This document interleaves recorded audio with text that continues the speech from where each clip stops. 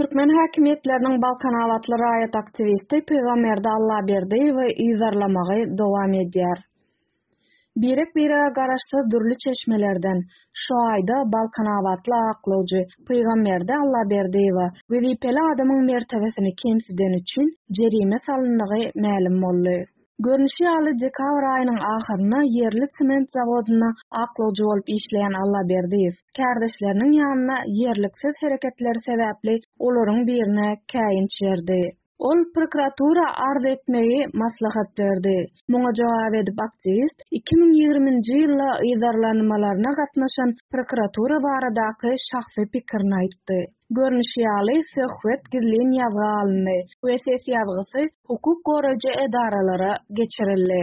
Şondan soň Allaberdiýew prokuratura çağırly we ondan ýazmaça düşündiriş talap edildi. Soň bolsa administrativ iş açyldy. 31-nji ýanwarda Balkanawat şäher kabiýeti ony döwlet we beýleki guramalaryň we olaryň işgärleriniň kanuny işine päsgel bermekde Administrativ Jenaýat kodeksiniň 364-nji maddasyna laýyklykda günäkärledi we 200 manat jerime saldy. İçerki adamlar bu maddanyň haýsy bölegine görä karar berilendigini anyklaýarlar. Türkmenistanyň adat bolşaly kabiýetiň karary heniz berilmedi. Peýgamberdi Allaberdiýewe garşy açylan kabiýet işi 2020-nji ýyldaky ýaly açaçan bir kanun we Türkmenistanyň adam hukuklary bagatda halkara borçlamalaryna ters gelýär.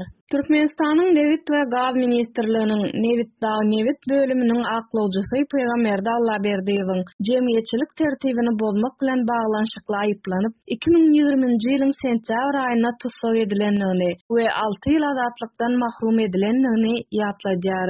Tutsak edilmeniň asıl sebäbi ýürüýte gullyklaryň daşary ýurtlardaky türkmen aktivistleri bilen ara baglanşygy baradaky şüpheleriди.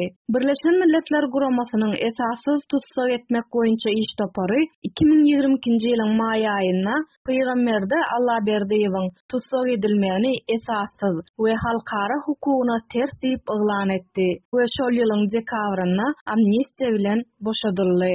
Öň habar berilişi ýaly 2022-nji ýylyň dekabryna boşadylandan soň ýürüýte hyzmatlar Allaberdiýewi ýeke goýmady. Ýaşaýan ýeri henizem gözegçilik astyna.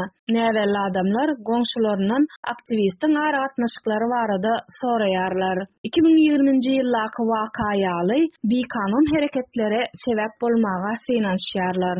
Uzak batlap Peýgambergelliğiniň işi dikeldilmedi we şonuň üçin dürli ýolbaşçylara, şol sanly halkara guramalara ýüz tutdy.